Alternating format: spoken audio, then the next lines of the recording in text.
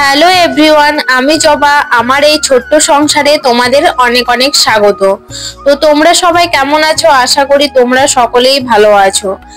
আমার চ্যানেলে এটা আমার ফার্স্ট লং ভ্লগ, বলা যায় একটা লং ভিডিও ফার্স্ট।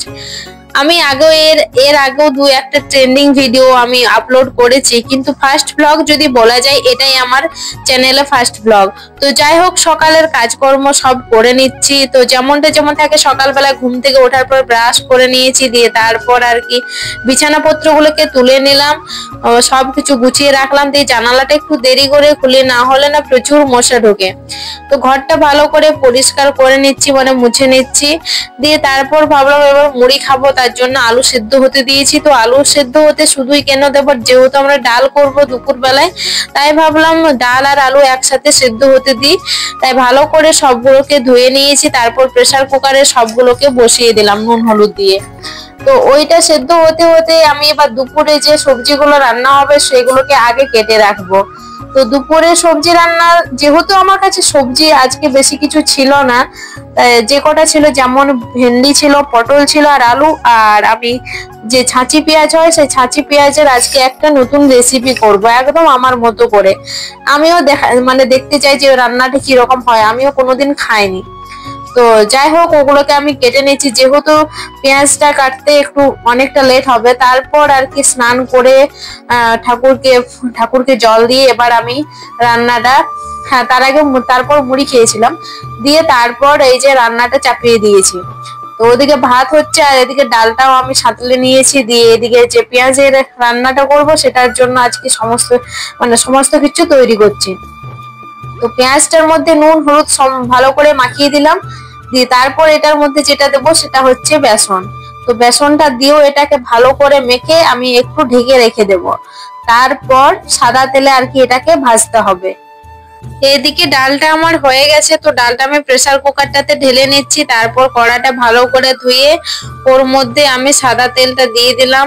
সাদা তেল দিয়ে দেওয়ার পর এবার পেঁয়াজগুলো সব ছেড়ে দিচ্ছি। ছেড়ে দেওয়ার পর আমি একটু ঢেকে দিলাম, ঢেকে ঢেকে পেঁয়াজগুলোকে ভাজবো, কারণ একটু ভালো করে সেদ্ধ হবে আর রান্নাটা একটু ভালো করে হবে, তাড়াতাড়ি করেও হয়ে যাবে। তো যাই হোক, আমার ভাজা হয়ে গেছে, একটু টাইম নিয়ে করে ভাজলাম, মিডিয়াম টু লো আছে, তো একটু টাইম লেগেছিল।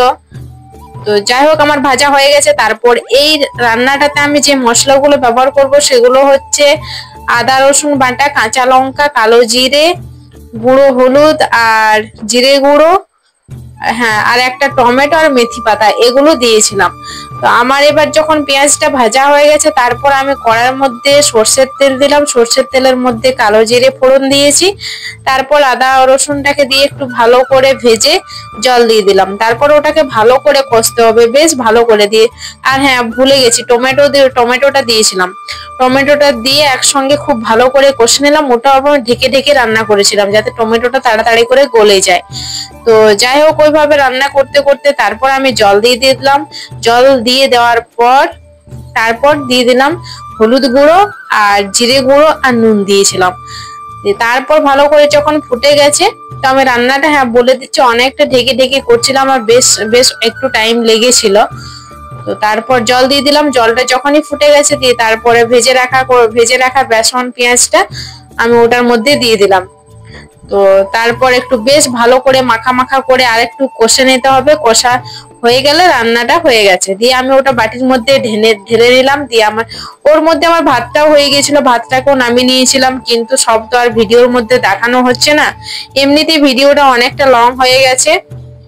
আর বাকি ছিল ভেন্ডি রান্নাটা, ওটাও আমি করে নিয়েছিলাম। তো যাই হোক, তোমাদের সঙ্গে নেক্সট ব্লগে আবারও দেখা হচ্ছে। আর হ্যাঁ, বলতে ভুলে গিয়েছিলাম, নামানোর আগে কিছুক্ষণ আগে মেথি পাতা দিয়ে করে ভালো করে কষে তারপর নামিয়ে নিয়েছিলাম। ভিডিওগুলো ভালো লাগলে প্লিজ লাইক, শেয়ার, কমেন্ট এবং সাবস্ক্রাইব করে দিও।